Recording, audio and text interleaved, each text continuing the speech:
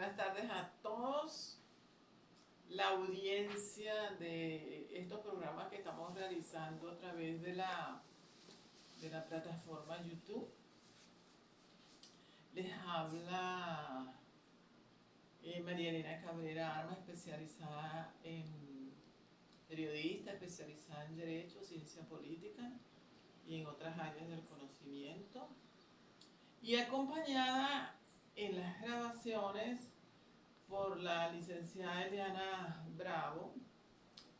que en este momento con la inteligencia artificial requerimos siempre de personal especializado para que pueda hacer los trabajos, y iremos para los mejores todavía, con la bendición de la divina providencia. Vamos a tratar en este tiempo limitado, porque es limitado, unos cuantos temitas. Más habrá uno apenas señalándolos y otro más en profundidad. Y el tema de hoy, entre las tantas situaciones que se está viviendo Venezuela con ocasión de los sucesos del 3 de enero del 2006, fundamentalmente de la extracción de el presidente, como se le decía, un presidente usurpador, Nicolás Maduro Moro, junto con su esposa, quienes están siendo actualmente sometidos a un proceso jurídico por las diversas acusaciones que se le han presentado en un tribunal o en una corte en Nueva York, al cual se tiene que someter, o sea, ya se sometió y se hubo la presentación a los efectos de darle a conocer los delitos que se le estaban imputando, y ahora hasta el 17 de marzo, en el cual tendrá que acudir con sus abogados a los efectos de ejercer su defensa, para que se dé cuenta el señor Maduro junto con la señora Silvia Flores de que lo que ellos no hicieron en Venezuela con todos los presos políticos y los periodistas que ejercían su actividad profesional, a ellos se les violaba el debido proceso, que es una institución de naturaleza universal y fundamentalmente pieza angular de los procesos democráticos. Sin embargo, él se podrá dar cuenta ahora de que está siendo sometido a un juicio donde tendrá el derecho a la defensa. Se le tratará en ese juicio como un ciudadano hasta tanto se le prueben y él tenga la capacidad de conformidad con el derecho y sus abogados de presentar las promociones de pruebas adecuadas para su evacuación y presentar su defensa, y justificar su defensa una vez que también se vayan a evacuar las pruebas presentadas para la defensa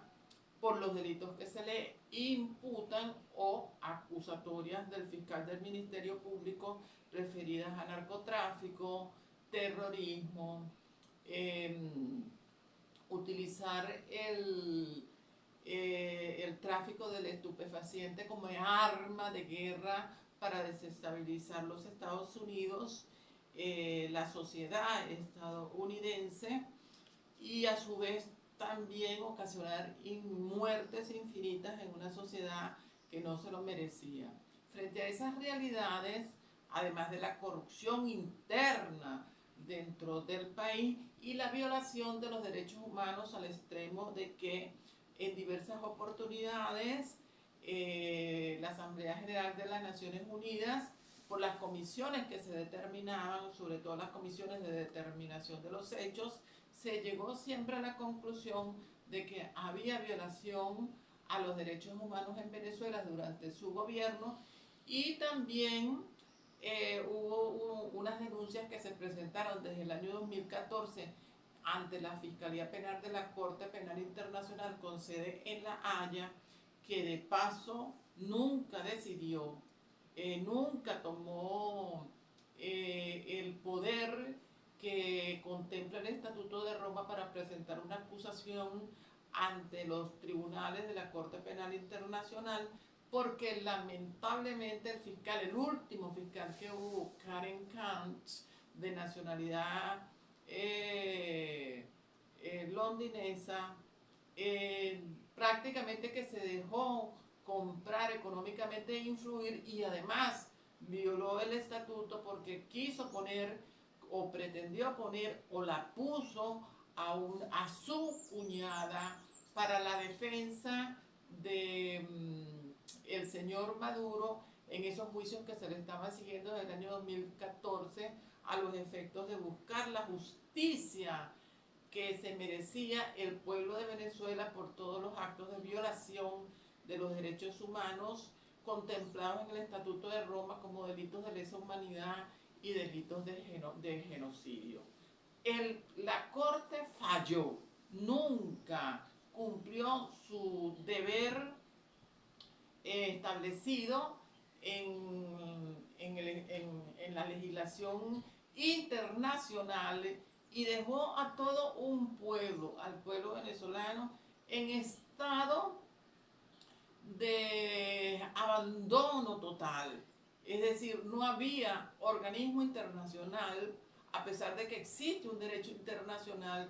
que acusa y que no debe permitir los actos de violencia interna en las naciones por los gobernantes por el simple hecho de hacer derechos de réplicas, de hacer derechos ejercer el derecho de manifestación, ejercer el derecho de reunión, ejercer el derecho a la libertad de expresión, la libertad de información, la libertad de investigación de los hechos. Y además de eso, desde el gobierno del presidente Chávez se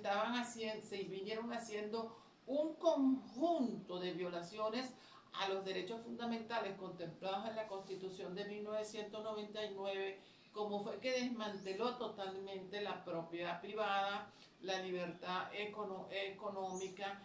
al extremo de confiscar muchísimas empresas en la sociedad venezolana, tanto de empresas transnacionales que tuvieron que irse de Venezuela como de empresas nacionales. Es decir, que desde el presidente Chávez ha habido violaciones del derecho, porque desde que se escogió al presidente Chávez, el pueblo venezolano, bajo el sistema electoral de una elección directa y secreta, se escogió para que hubiese una continuidad administrativa de naturaleza democrática en la sociedad venezolana, que era lo que estaba acostumbrada la sociedad venezolana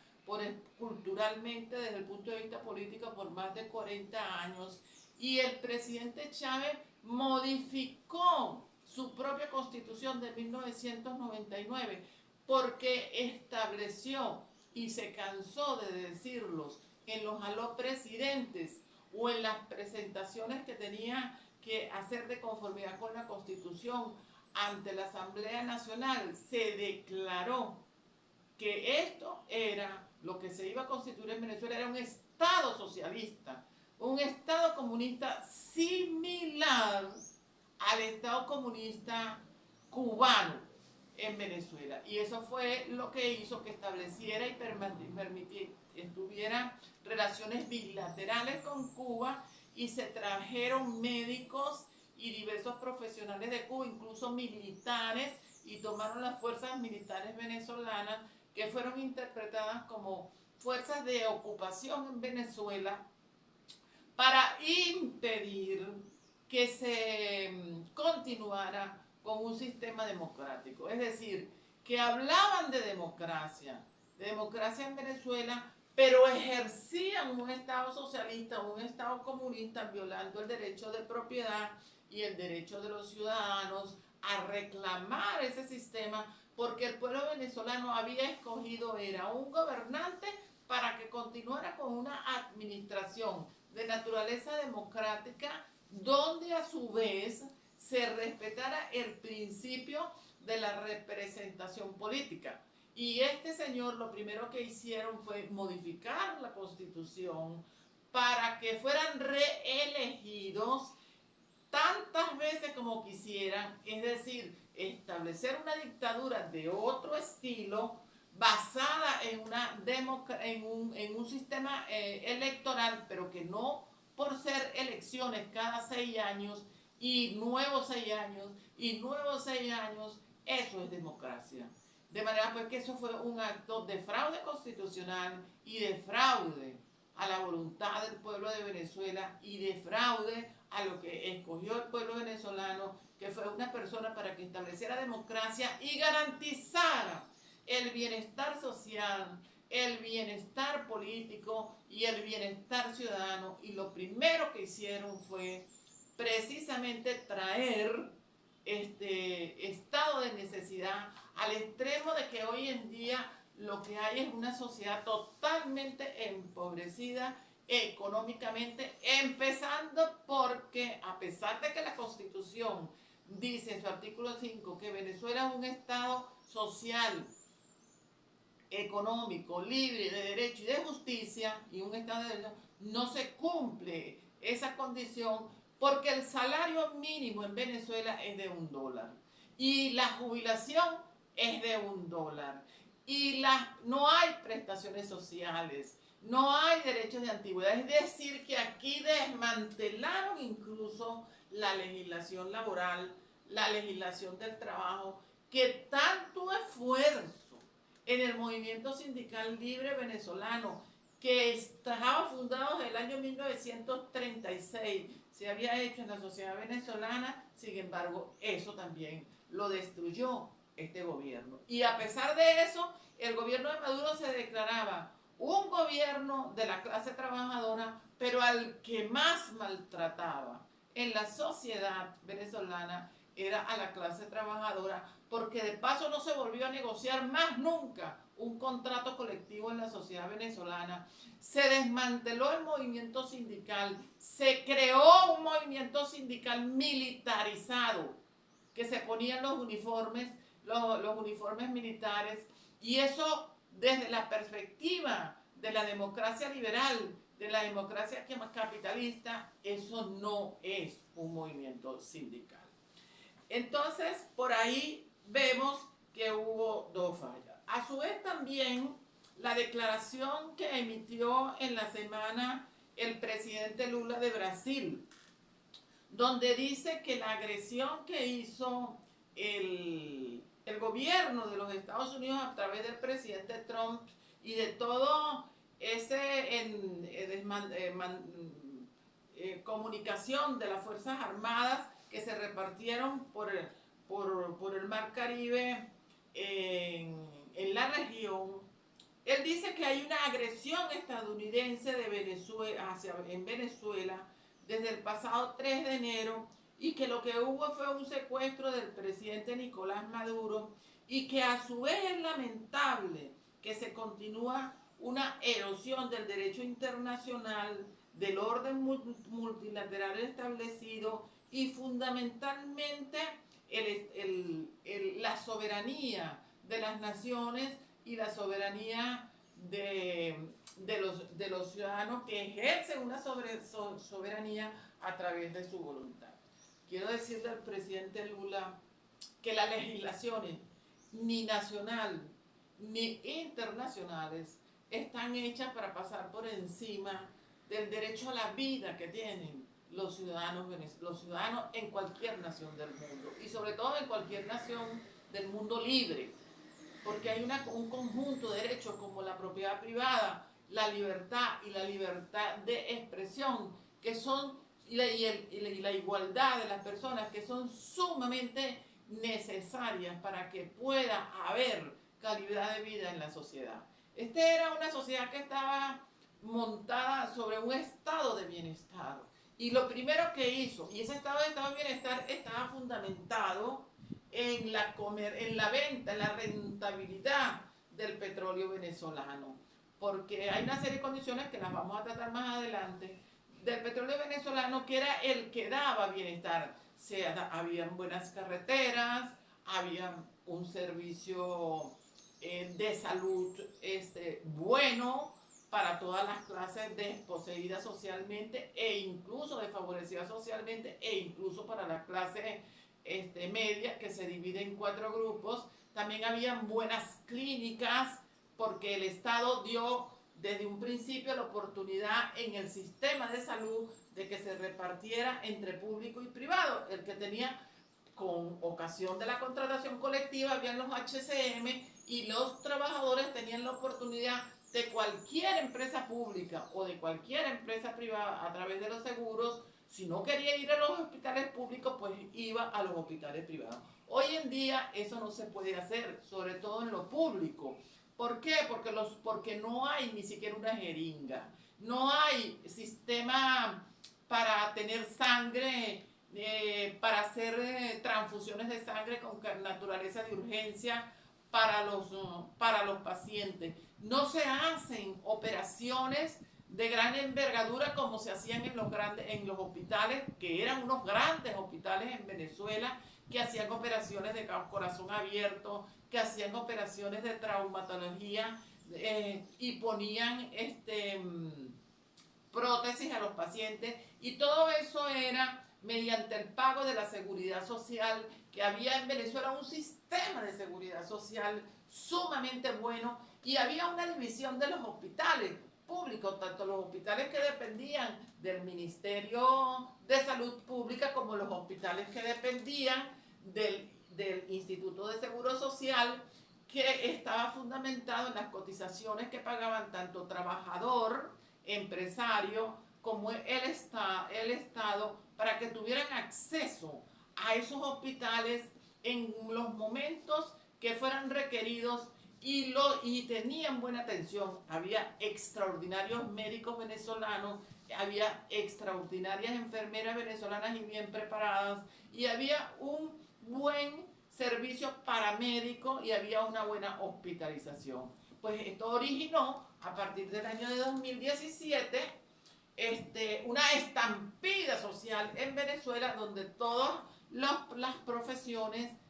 como no había trabajo ni en el sector público ni en el sector privado, tuvieron que recurrir a salir a otros países a buscar oportunidad. Y en el caso de los médicos, por ejemplo, más de 40.000 médicos, según la Federación Médica Nacional, han salido del país a prestar servicios en otras naciones, siendo que fueron formados en este país, en las universidades de este país. Eso fue un gasto innecesario. Y todo porque al gobierno de Maduro específicamente le convenía más quedar con gente que no tuviera capacidad de reclamo, capacidad de lucha, capacidad de protesta, porque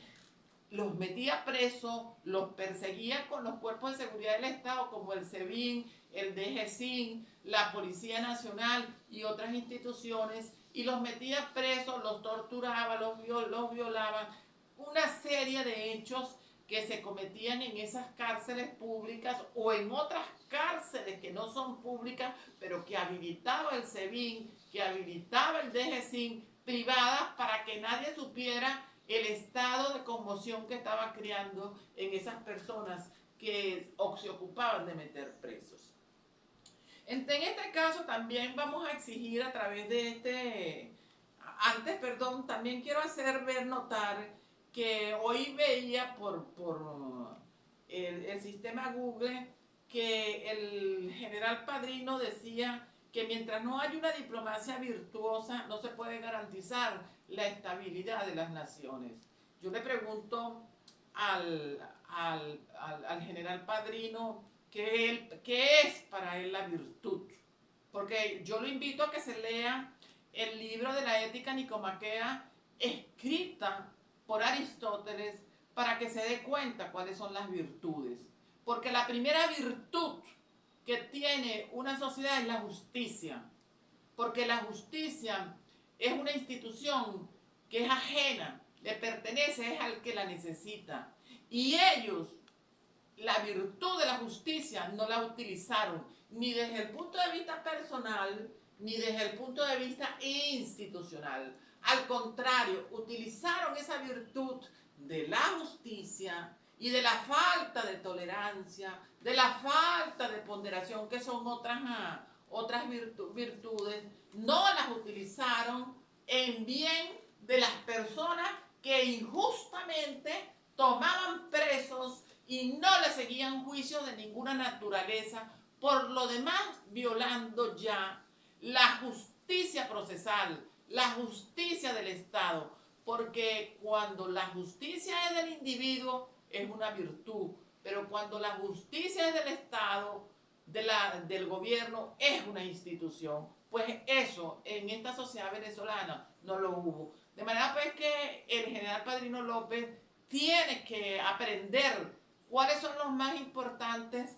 valores y principios desde el punto de vista de la ética,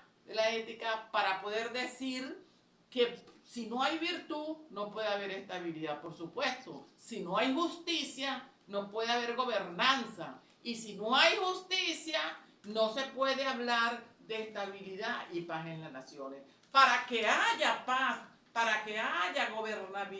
gobernabilidad o gobernanza en una nación, es porque se aplica el principio de la justicia. Es decir, el modelo de Estado tiene que ser un modelo de Estado con justicia. Porque una cosa también, y por lo demás esa justicia también tiene que ejercerse a través del Poder Judicial. Y el Poder Judicial venezolano, que está integrado también por el Ministerio Público, por los defensores públicos, y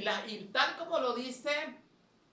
la exposición de motivos, los mismos ciudadanos tienen el derecho de ejercer la justicia, pero ¿cómo la ejercían? Si cuando tú reclamabas para que se cumpliera la justicia a través de las manifestaciones públicas, a través de las protestas públicas, a través de los escritos en los diversos medios de comunicación, cuando había medios de comunicación privados, porque después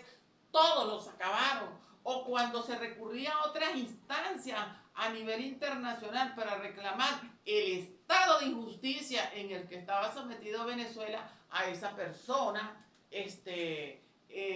la perseguían y la metían presa. Como también está sucediendo en este momento, no es que nos estamos liberando de esa realidad, pero hay que decirlo porque estamos en presunción de conformidad con el gobierno de los Estados Unidos bajo la figura de un estado de transición, que en mi reflexión de la forma como se está manejando la situación no es un estado de transición, sino más bien una administración de la continuidad del gobierno. Por supuesto, han bajado ciertas medidas los actores del gobierno madurista, chavista, que todavía sigue en Venezuela bajo la figura de la señora Delcy Rodríguez, ejerciendo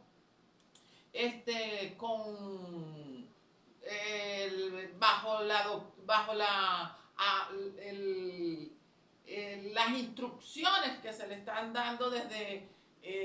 Washington con el presidente Trump a través de su gobierno, su secretario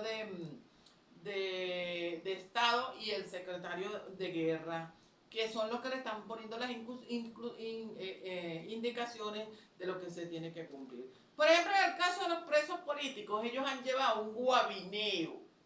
gabineo político con la liberación de los presos políticos, porque hay prácticamente, solamente han liberado aproximadamente 100 presos políticos y algunos casos especiales que los han liberado. Pero objetivamente, según las ONG que llevaban estos casos, hay 800 presos políticos. Pero según los datos de las personas con las que se conversan a las puertas de los lugares donde se están reclamando por la libertad de sus familiares, porque no las han querido dar, hay más de 1.400 presos. ¿Y por qué? Porque muchos presos que no figuran en las listas de las ONG de defensa de los derechos de los presos políticos no quieren participar, que sean conocidos por esas ONG, y sus mismos familiares tampoco, para evitar que en el centro carcelario, en el centro penitenciario, no los maltraten, no los humillen, y de esa forma las familias se sienten un poquito más seguras. Pero todavía hay una cosa muy importante, que está privado de la libertad, es decir, fue sometido mediante un secuestro por las fuerzas de seguridad del Estado, porque de conformidad con el Estatuto de Roma, en lo que se llama delitos de lesa humanidad establece que cuando una persona es detenida sin cumplir los pasos que establece el Código de Enjuiciamiento Criminal, de presentarlo en un lapso de 24 horas ante un tribunal para que se le determine cuáles son los juicios por el cual ha sido detenido y que a su vez tenga derecho a la defensa con un abogado privado. Eso aquí en Venezuela lo acabaron, no se aplica. Es decir, que los juicios que hay son juicios populares internos y de paso los tribunales, los jueces van muchas veces al mismo lugar, a la cárcel, a seguir los juicios, a hacerle juicios y sea de paso en la medianoche, acto que por lo demás es ilegal, porque para eso hay un poder jurisdiccional como un edificio, una estructura donde los jueces tienen que actuar y para que haya garantía de que ese juicio es legal, ese ciudadano tiene que llegar, esa persona que está sometida al juicio por violación en presunción, incitación al odio, incitación a la intriga, violación a la patria, todos los delitos que le han imputado, porque son un conjunto de leyes, un entramado de leyes que ha creado este gobierno desde la Asamblea Nacional con el doctor Jorge Rodríguez para que en vez de ser leyes para defender a los ciudadanos como debe ser en un Estado democrático, son leyes para defender el gobierno y para atacar a los ciudadanos y para conducir a los ciudadanos no solamente para las prisiones y meterlos presos, sino para eliminar el estado de bienestar y las condiciones de favorecimiento en la sociedad. Y por eso es que esta es una sociedad donde no hay empleo, no hay un empleo libremente elegido y remunerado, y que por lo demás tampoco hay la figura del salario mínimo y tampoco hay la figura de la contratación colectiva para las empresas públicas o las empresas privadas. Es una situación que tiene que resolverse. Tenemos un caso, en el caso de los presos políticos, que es sumamente importante, porque una cosa son los presos políticos civiles y una cosa son los presos políticos militares. En el caso del señor Juan Carlos Caguaripano, que fue un militar que estaba en Valencia, donde se estaba oponiendo era una persona que combatía el narcotráfico, que combatía el terrorismo, cumpliendo su deber y sin embargo, y defendía la soberanía nacional. Sin embargo, fue capturado por las fuerzas de Ladín y lo metieron preso. Tiene más de 8 años preso y de paso condenado a 30 años de prisión. Y en este momento histórico, en lo cual se debe hacer la denuncia de esta realidad del capitán Caguaripano para que se tome en consideración la libertad, más la libertad de todos los presos políticos, como he dicho, más la libertad de todos los periodistas, porque una sociedad donde no haya libertad de expresión, donde no haya libertad de opinión, donde no haya libertad de investigación y libertad de información y actividades que no son propias, que también son propias de los ciudadanos, pero que fundamentalmente son propias también de los periodistas y de los profesionales, como el derecho a la opinión. Esa es una institución que es una piedra angular de la democracia. Donde no existe la libertad de expresión, por supuesto no hay democracia. Es una dictadura, y en este caso una dictadura mucho más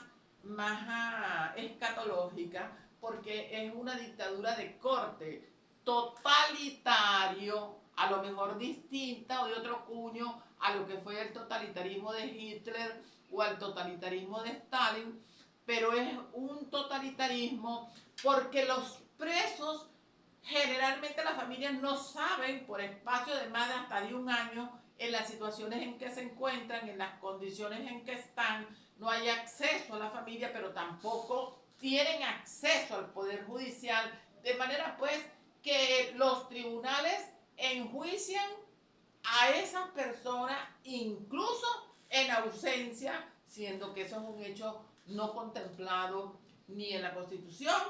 ni en el Código de Enjuiciamiento Criminal, ni tampoco en el Código Procesal Penal, Orgánico Penal, ni tampoco en el Código Procesal militar. Esa es una cosa que tiene que corregirse. Hay una situación también que se está viviendo en la realidad venezolana, que tiene que ver con la perpetuación de la señora Delcy Rodríguez en el gobierno. ¿Por qué? Porque pareciera ser que, y eso sucede, pues que el presidente Trump no está totalmente informado del sistema jurídico venezolano, por una razón muy importante, porque una cosa es una falta absoluta y una cosa son las faltas temporales. Y pareciera ser, como lo dije la semana pasada y lo quiero ratificar en el día de hoy, de que la sentencia que dictó el Tribunal Supremo de Justicia en la Sala Constitucional está referida más a una falta temporal que a una falta absoluta. Y eso, por supuesto, determina el tiempo que podría durar el estado de transición, supongamos que esto sea un verdadero estado de transición. Estado de transición que en mi concepto no lo es, sino una continuación administrativa que a lo mejor el presidente Trump y el gobierno de los Estados Unidos, que con sus fuerzas invencibles pudieron liberar al pueblo venezolano de la cabeza madre de este gobierno, porque este es un gobierno que hay que salir todo de él, todos son iguales, no hay distinciones, ahí hay un grupo de personas que están en el gobierno que pudiéramos decir élites o truanes mejor, que son los que tienen el bienestar económico y un bienestar exorbitante conjuntamente con los colaboracionistas y los cooperantes del gobierno, pero de resto hay una mayoría en el pueblo de Venezuela que pudieran ser unos 18 millones de habitantes, tomando en consideración que hay una tercera parte del pueblo de Venezuela, aproximadamente 10 millones de habitantes que están en el extranjero buscando mejores condiciones de vida y empleo para poder vivir, porque se vieron forzados a un exilio forzado, ya que en Venezuela no hay condiciones de vida porque no hay empleo, no hay salario, hay persecución, no hay seguridad a la vida, no hay seguridad de ninguna naturaleza y sobre todo de la propiedad privada. Entonces es determinante aclarar esta realidad. Las faltas absolutas, por supuesto, son la muerte, que en este caso no es la muerte. No hay una cosa también la renuncia, que en este caso no es la renuncia. La destitución decretada por la Asamblea Nacional y aprobada por el Tribunal Supremo de Justicia, tampoco la hay, porque este era un gobierno que trabajaba en equipo. Sabían que estaban cometiendo hechos de violencia, sabía que habían violaciones de violencia, sabía que habían denuncias ante la comunidad internacional y los organismos internacionales que son vigilantes de todos esos procesos y de los cuales Venezuela es miembro de todas esas legislaciones internacionales, y sin embargo los organismos nacionales no se atrevían a ejercer las acusaciones determinadas contra los funcionarios del poder público que estuvieran cometiendo actos irregulares. También la incapacidad física mental, siempre y cuando sea certificada por una junta médica designada por el Tribunal Supremo de Justicia y la aprobación de la Asamblea Nacional. No hubo eso como para determinar esa realidad, aunque habían circunstancias que se podían interpretar como una incapacidad mental, como por ejemplo el hecho de estar bailando el presidente de la República o en cualquier lugar público con la esposa, como que si estuviera en una verbena. Esos son actos que no pueden una persona seria y un gobierno serio realizarlo. Y si hubiese habido una Asamblea Nacional seria, un Tribunal Supremo de Justicia seria y un Ministerio Público serio que cumpla la ley, lo primero que debió haber hecho el Ministerio Público fue solicitar un juicio de mérito contra el presidente Maduro en ese momento, que de paso no era presidente porque se había robado unas elecciones en el 28 de junio de 2024 y no fueron capaces de hacerlo. Esos bailes públicos de un presidente y de una primera dama, que de paso se quería llamar era primera combatiente porque la condición de primera dama era una condición burguesa, y como ellos se calificaban un gobierno socialista, primera dama es una condición burguesa, no la querían. Se denominaba primera combatiente, que no tenía la condición de primera combatiente porque no sabía defender los derechos del pueblo de Venezuela. El abandono del cargo previamente declarado por la Asamblea Nacional, o la revocación popular mediante el referéndum, un referéndum de terminación de mandato, tampoco se hizo. Y si se hubiese por alguna razón intentado, la forma que establece, el procedimiento que establece la Constitución Nacional es un procedimiento sumamente complejo como para no hacerlo. Nunca se hubiese hecho, porque el Consejo Nacional Electoral, que estaba siempre de la mano así, de la mano cruzada con el gobierno nacional, y que fue lo que permitió que se robaran las elecciones, el Consejo Nacional Electoral tampoco iba a aceptar ese referéndum. También hay una excepción que sería la falta absoluta antes de tomar la posesión el presidente, es decir, se eligió el presidente, pero resulta que en el curso, antes de tomar la posesión, el presidente se murió en ese caso, como fue el caso de Maduro. Ganó las elecciones en el 2012, le tocaba posesionarse en el 2013 y no se pudo posesionar. Entonces, en ese caso, la Constitución establece que dentro de los 30 días siguientes se tiene que convocar nuevamente a elecciones para presidente de la República por la Asamblea Nacional por la muerte del presidente. Eso serían las causas absolutas. Hay una excepción: si esa falta absoluta se produce entre los primeros 4 años del periodo constitucional, se procederá a una nueva elección dentro de los 30 días y se encargará del gobierno nacional el vicepresidente o la vicepresidenta de la nación. No comparto eso de vicepresidente y vicepresidenta porque para eso están los artículos. Y a su vez el nuevo presidente completará ese periodo constitucional. Pero si la falta absoluta se produce en 2 años, el vicepresidente ejecutivo asumirá la presidencia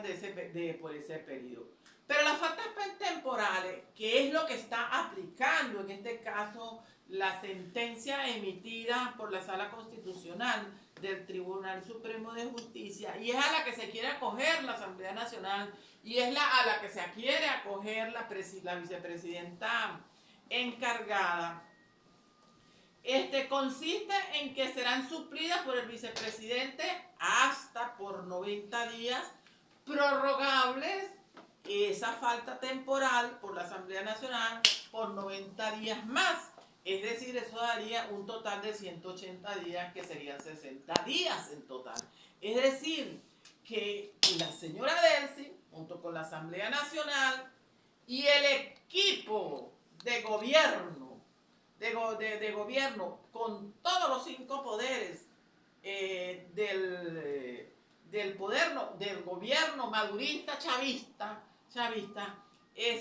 se quieren acoger a ese principio que es la temporalidad de 90 días, con lo cual yo aspiraría que este video lo logre ver el presidente de los Estados Unidos para que tenga muy claro esta realidad. Y lo otro sería también una falta definitiva, que ahí tendría que entrar, por supuesto, escogerse un nuevo presidente. Pero, ¿qué significa esto en todo caso? Que en estos 90 días ya se debería el gobierno de los Estados Unidos estar tomando las debidas condiciones con personal suficientemente capacitado venezolano que ha hecho bastantes observaciones a la realidad política nacional que se ha vivido durante estos 26 años de gobierno para que tomen en consideración esa realidad, porque el pueblo de Venezuela en la sociedad venezolana se ve como una situación de normalidad, una situación acomodaticia, donde va a seguir manteniendo un gobierno que se ocupó en equipo, porque este fue un gobierno que funcionó en equipo, y desmanteló y acabó con el estado de bienestar y creó un ejército de pobres en la sociedad venezolana. Y además que generó un ejército de pobres, creó un estado de inflación, hiperinflación, inflación e inflación y contracción de la economía. Es decir, no había forma de recuperarse en este país. Para lo más que daba era para comprar comida y para medio comprar las medicinas. Y las denuncias que han venido haciendo los jubilados, porque los trabajadores no pudieron siguiendo haciendo denuncias. Primero porque desmantelaron la CTV, acabaron con el movimiento sindical libre. Y por ahí algunos que otros movimientos regados de sindicales que hacían reclamos y protestas ante el gobierno por el incumplimiento de las medidas laborales y de la contratación colectiva y el daño que eso le está haciendo a la población laboral y a esos sindicatos, dirigentes sindicales también los metieron presos. Esos dirigentes sindicales todavía están presos. Y también mucha gente dirigentes sindicales, que entonces se fue a la clandestinidad y que gracias a la extracción que realizó el presidente Donald Trump en el caso de Venezuela, porque si no hubiese sido con el apoyo de las Fuerzas Armadas del gobierno de los Estados Unidos, nosotros nunca hubiésemos podido salir de este tipo de gobierno, porque es un gobierno totalitario y cuando se salía a reclamar, cuando se realizaban las marchas que se venían haciendo desde el año 2002, porque este ha sido un pueblo que ha salido a protestar, que ha salido a reclamar, que ha salido a ejercer la denuncia pública, que ha salido a ejercer la denuncia internacional, pero los organismos internacionales que están tomados por las fuerzas de la izquierda internacional, y eso tiene que ser también revisado por los gobiernos industrializados y poderosos que forman parte, por ejemplo, del Consejo de Seguridad de las Naciones Unidas, para revisar todo ese sistema, porque no se puede seguir aceptando que esos organismos no tengan los recursos suficientes para poder defender a una nación cuando está viviendo en la situación que se ha vivido en Venezuela, que deberá ser en el futuro objeto de estudio político y de sociología política y de filosofía política, porque los hechos que se cometieron en Venezuela fueron sumamente abominables, increíbles, destructivos, violación de derechos de lesa humanidad e incluso de genocidio, porque en este país hay mucha gente que ha muerto de dolor y de sufrimiento e incluso de inanición porque no tenía dónde comer y se han desnutrido totalmente, que los ha conducido a la muerte, y que si eso se llegara a cuantificar, eso es genocidio. Hay un hecho muy importante en lo que queremos tratar también, muy por encima, porque esto va a dar para otro tipo de trabajo, que es el caso que tiene que estar relacionado con la reunión que convocó el presidente Donald Trump para el viernes 9 de enero de 2026 en la Casa Blanca. Y la convocatoria que hizo fue a las más importantes empresas petroleras del mundo, que en total fueron 17 empresas con las que se reunieron con el presidente Donald Trump y con su equipo. Pero tengo entendido que fueron muchísimas otras empresas, pero que no pudieron entrar a la reunión. Pero en esa reunión hubo un hecho muy importante. Primero porque el presidente Donald Trump los convoca porque el plan es recuperar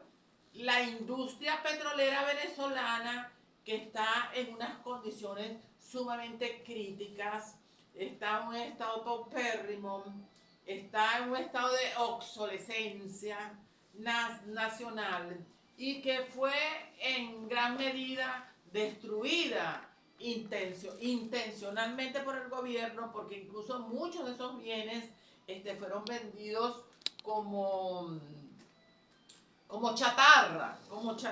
para ganar dinero y para desmantelar la estructura de que tanto costó construirla, porque eso no fue nada más Venezuela, el Estado de Venezuela, eso fue un proceso del año 1908 con todas las empresas petroleras de 1908 que vinieron a trabajar en Venezuela mediante las concesiones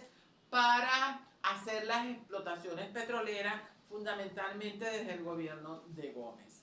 De manera pues que en esa reunión que hubo el 9 de enero de 2026 en la Casa Blanca, una cosa sumamente importante, donde entre todas las empresas invitadas como la Chevron, la ExxonMobil, la ConocoPhillips, la Eni y otras empresas nacionales, otras nacionales, donde el presidente Donald Trump decía que se requiere hacer una inversión de más de 100.000 millones de dólares para la reconstrucción de la industria petrolera. En ese momento, el señor Darren Wood, representante de la ExxonMobil, hizo una serie de aclaraciones que incluso disgustaron al presidente de los Estados Unidos, y además fue una información que no es totalmente cierta, porque él dice que ellos no, la empresa ExxonMobil no va a volver a entrar a Venezuela para cumplir con las funciones de la exploración, explotación y refinación, comercialización del petróleo, porque a ellos los confiscaron 2 veces. Es decir, él quiere hacer ver, y hay que aclarárselo al presidente Trump, y el presidente Trump tiene que tener gente experta en la historia de Venezuela para que también se lo digan, o en su defecto reunirse con una comisión de notables venezolanos que también están en el extranjero para que también expliquen esa realidad. Una cosa fue el proceso de nacionalización de 1976 bajo el primer gobierno de Carlos Andrés Pérez, que no fue una confiscación de bienes de las industrias petroleras venezolanas como lo quiso hacer ver la ExxonMobil. Y también una cosa es la confiscación de las empresas petroleras que hizo en el año 2007 el presidente Chávez a las empresas petroleras que estaban trabajando en Venezuela en la actividad petrolera. Tenemos que recordar que en el año de 1943, durante la gestión del gobierno de Medina Angarita, se ocuparon de hacer una ley de hidrocarburos que tuviera la particularidad, esa ley de hidrocarburos, de la reversión de ciertos hechos que se venían sucediendo en la industria petrolera. Es decir, con esa ley del año de 1943, con base en la reversión petrolera, se estableció una condición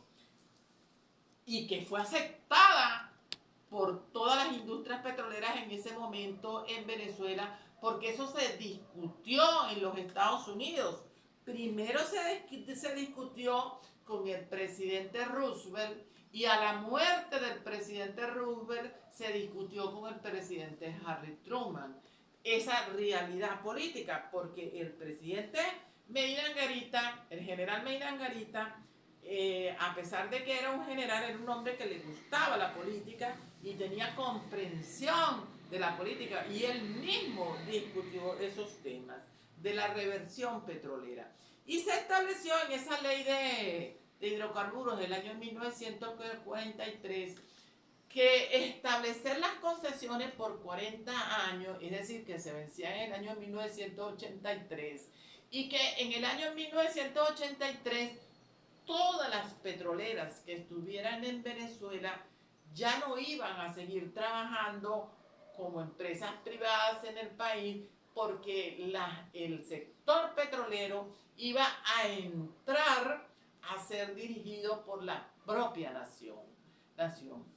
Pero se presentaron una serie de condiciones en el orden internacional que influyeron para que ese proceso que estaba previsto para el año de 1983 se hiciera entonces en el año de 1976. Tenemos que estar conscientes de que en el Medio Oriente y fundamentalmente en todos los países petroleros y específicamente todos los miembros petroleros de la OPEP, en el año de 1973 se ocurrió la guerra de Yom Kippur, que fue una guerra árabe contra los israelíes. Esto desató, por supuesto, un conflicto de guerra en el cual Venezuela, por supuesto, no participó, porque Venezuela, bajo los gobiernos democráticos, tenían la particularidad de que, a pesar de que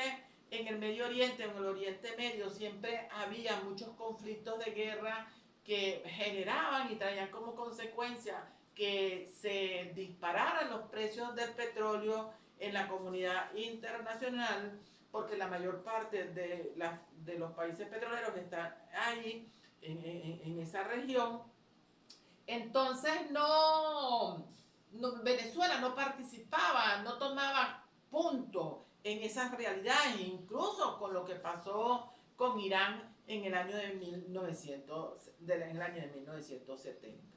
Esto fue un acontecimiento que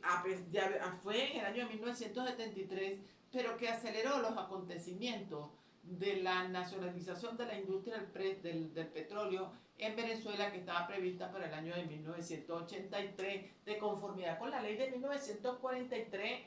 que el propio presidente Roosevelt estaba consciente de esa realidad, que a la muerte de Roosevelt,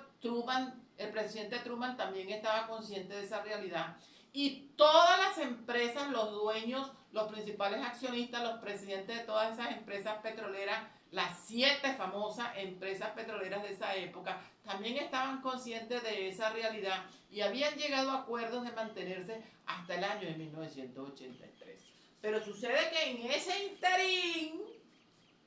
interín se suceden unos hechos sumamente importantes en Venezuela, que hubo que tomar la decisión apresurada en 1976, porque la industria petrolera,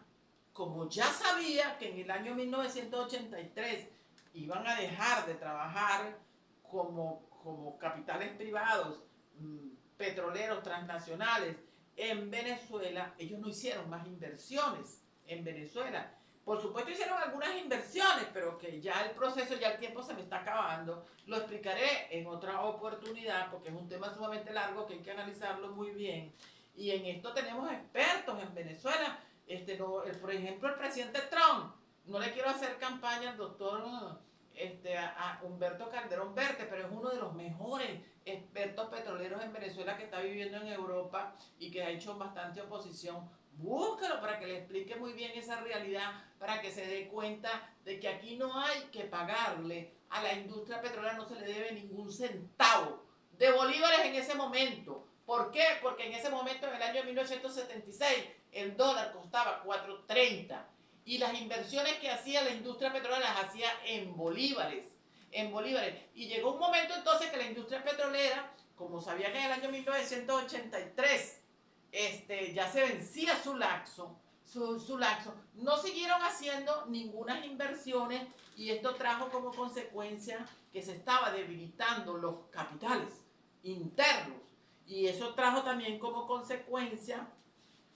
que hubiese un declive en las finanzas del Estado. Y para no llegar, porque faltaban 8 años todavía, de 1976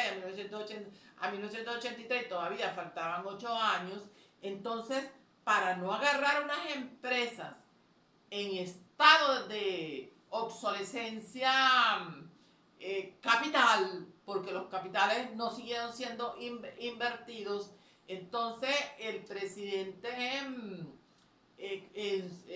Carlos Andrés Pérez en su primer gobierno, tomando en cuenta una serie de hechos también de naturaleza internacional con el precio del valor del petróleo, por supuesto nacionalizó la industria del petróleo en el año 1976, que fue un gran acontecimiento. Y a partir de ese momento, entonces se comenzó a aplicar lo que fue la figura de la siembra del petróleo. Y eso también lo utilizó Carlos Andrés Pérez para mandar gente, creó una institución muy importante en Venezuela como fue la Fundación Gran Mariscal de Ayacucho, para mandar a todos los venezolanos a estudiar a todas las naciones del mundo para prepararlos y formarlos tanto con idiomas y en carreras de tecnología para que después vinieran a prestarle servicio a la nación, y un proceso también de crecimiento económico en la nación. Hubo un gran desarrollo económico, se desarrolló la industria agrícola, se desarrollaron las grandes industrias, surgieron grandes capitales nacionales a consecuencia de esos aportes, porque el valor, esas empresas de paso se compraron, a pesar de que no fue en el año 1983, donde en 1983 se había la particularidad de que no iban a pagar porque se vencía el laxo. Sin embargo, como se hizo la nacionalización en el año 1976, se compraron, se le pagó a todas esas empresas el valor que le correspondía desde el punto de vista económico a cada una de esas empresas sobre la base del valor neto llevado en los libros de contabilidad de las empresas sobre inversiones y ganancias. Y eso se hizo en una oficina de reversión del procedimiento mediante ese gobierno con siendo ministro Valentín Hernández. De manera pues que el presidente Trump tiene que considerar esos hechos, porque una cosa fue esa realidad y otra cosa fue en el año 2007, cuando el presidente Chávez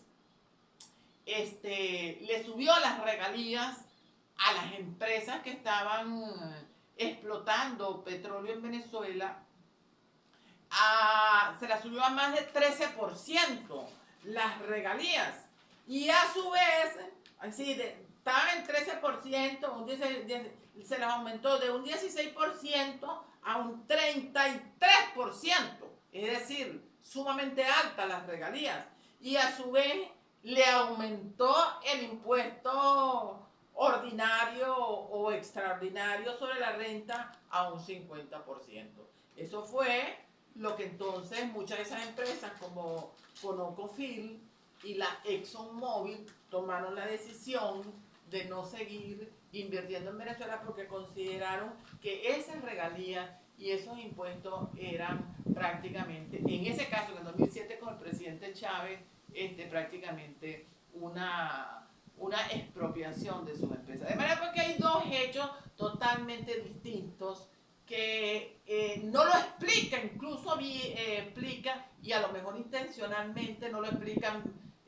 con la exactitud de los hechos y con la ética fundamental, ética empresarial, que deben de tener también las empresas transnacionales y fundamentalmente las petroleras, y más en una reunión en el despacho Oval en la Casa Blanca, donde estaban muchísimos petroleros, con el presidente Trump, con el secretario de Estado y con el vicepresidente y con el secretario de guerra. Debió haber dicho la verdad, no la dijeron. Bueno, pues entonces aquí estoy yo diciéndola, para que se repita ante el mundo. Yo le pido a toda mi audiencia que por favor repita este hecho para que se conozca, porque Venezuela no le debe, por la nacionalización de la industria petrolera, no le debe ni un centavo a las empresas petroleras. Pero la realidad política que hubo bajo el gobierno de Chávez, porque estableció un gobierno socialista, siendo que la Constitución del año 1999 establece que es un Estado social de derecho libre y de justicia. Eso no lo cumplieron, porque en la Constitución de 1999 por ninguna parte dice que se puede constituir un Estado socialista o comunista, es decir, que él violó ese derecho. Y al violar ese derecho, una de las particularidades de los Estados comunistas o de los Estados socialistas es que violan el principio de la propiedad privada y de la libertad económica. Yo sugiero que, por supuesto, el mundo cambió y Venezuela no puede estar retrasada en ese cambio, una vez que se establezca un nuevo gobierno en Venezuela, porque se termine este proceso con la señora Delcy, el gobierno de los Estados Unidos, que es el que prácticamente está gobernando en Venezuela, decidiendo y llamando a la señora Delcy para que tome ciertas decisiones específicas en la economía y en el petróleo, porque a través del petróleo es que nosotros vamos a tener bienestar, porque Venezuela no es nada más productor de petróleo, sino también de otros muchos minerales que en otro día lo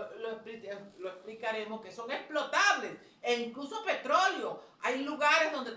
donde se sabe que hay petróleo, pero que se requiere tecnología punto, que se requiere capital para hacer las inversiones, y Venezuela no tiene capital porque se lo robó el gobierno. Este gobierno se robaron todos esos reales y no tienen dinero para invertir, no hay dinero para invertir, ni bajo el gobierno chavista, ni bajo cualquier otro gobierno que venga. Lo que tiene que venir es la buena intención, lo que tiene que venir es la buena fe. Este gobierno ya no lo tiene, porque por eso con Ecofil y la ExxonMobil dice que mientras no estén dadas las condiciones políticas, de seguridad jurídica, de seguridad económica, de repatriación de las utilidades a su nación y de libertad económica y el derecho de vender ellos su propio petróleo, y así tendrá que hacerse en los venideros años cuando se establezca, no habrá inversión en Venezuela. Y además se requiere para la inversión en Venezuela y fundamentalmente en petróleo, no como dice el presidente de los Estados Unidos, más de 100.000 millones de dólares, no. Se requiere más de 250.000 millones de dólares para poder penetrar la industria petrolera y levantarla de manera necesaria, de manera justa, como un principio propio de la democracia, para poder dar bienestar y calidad a la vida de los venezolanos, y que el Estado venezolano solamente se ocupe de sus condiciones fundamentales, que es educación, salud, seguridad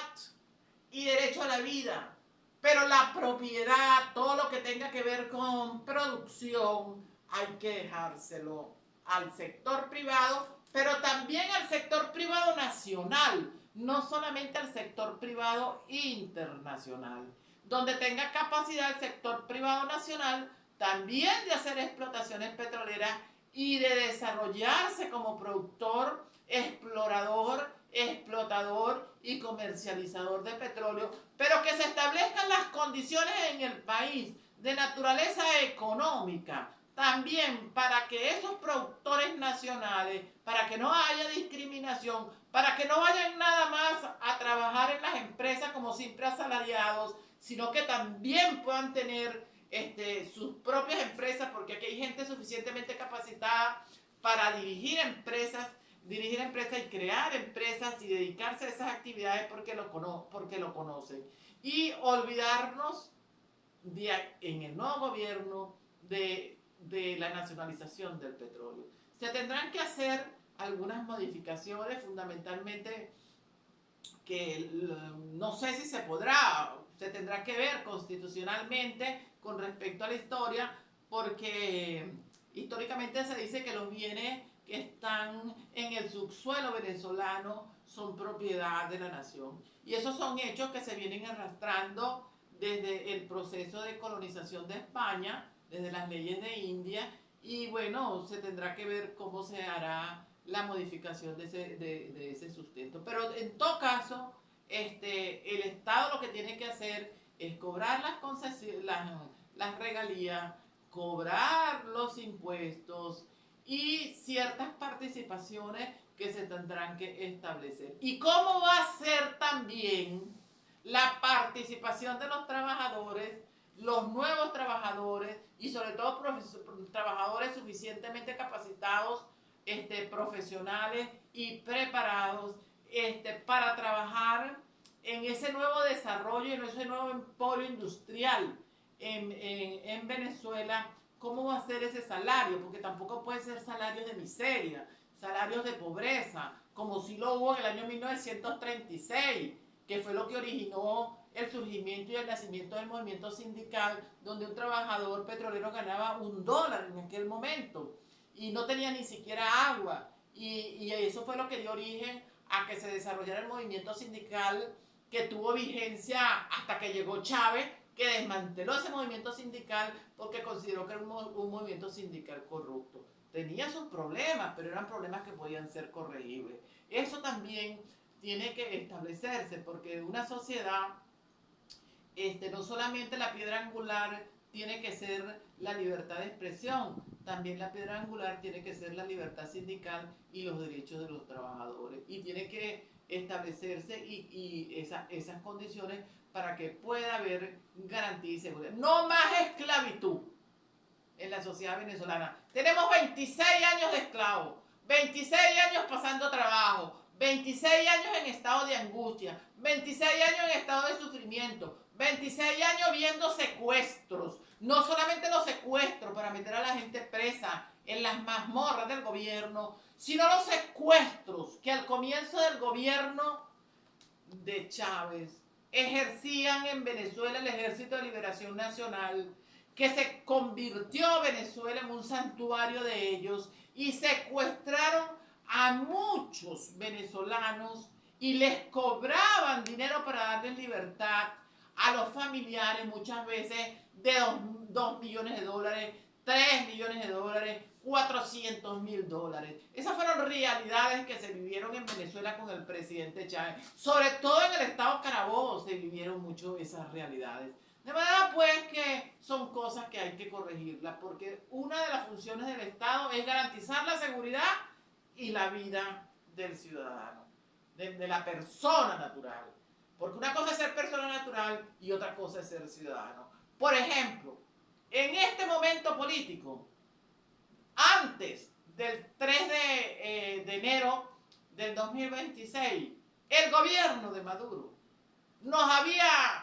eliminado casi la condición de ciudadanos. ¿Por qué? Porque una de las características de la condición ciudadana es votar, elegir uno a sus propios gobernantes. Y cuando tú violas ese proceso y lo creas de una forma fraudulenta para mantenerte en el gobierno, engañando a la sociedad venezolana, ya por ahí la condición de ciudadano se había perdido. Bueno, señores, he hablado bastante, me gusta el tema. Me despido de todos ustedes en la tarde de hoy. Espero que les guste. Háganme todas las observaciones que quieran y voy a tener que ponerme como hacen muchas personas por YouTube. No me gusta mucho eso, pero lo hacen. Mira, dale like, dale like, dale like. Así hacen muchos periodistas, ahora, y me parece simpático esa realidad. Bueno, yo también voy a tener que ponerme así. Dale like, suscríbete. Voy a tener que hacer lo mismo porque para eso son los ejemplos. Y de verdad que las personas se hacen simpáticas cuando lo están diciendo. Y entonces lo tomé como ejemplo. Me despido para la próxima semana para continuar dentro de lo posible haciendo el análisis de la situación real de Venezuela y, y lo que haya que informar, pero me interesa fundamental Venezuela porque hay que hacerse partícipe de toda esta situación que está pasando, no la podemos dejar sola. Y, y ayudar a todas esas personas que están en el extranjero a que regresen a Venezuela. Los que no puedan, bueno, que ya se establecieron, se queden porque se tienen que quedar. Pero hay mucha gente en Venezuela que es muy capaz, que puede venir a gobernar. Y nosotros los estamos esperando porque necesitamos calidad de vida y necesitamos bienestar. No queremos seguir. Yo me rebelé, me he venido rebelando durante todos estos 26 años a toda esta situación de insatisfacción que he vivido, que tendría que hacer un programa especialmente para mí, para que la gente conozca todo lo que he vivido en estos 26 años. Eso será en un futuro. Bueno, Dios los cuide, los acompaña a todos y se les quiere. Y espero que les guste.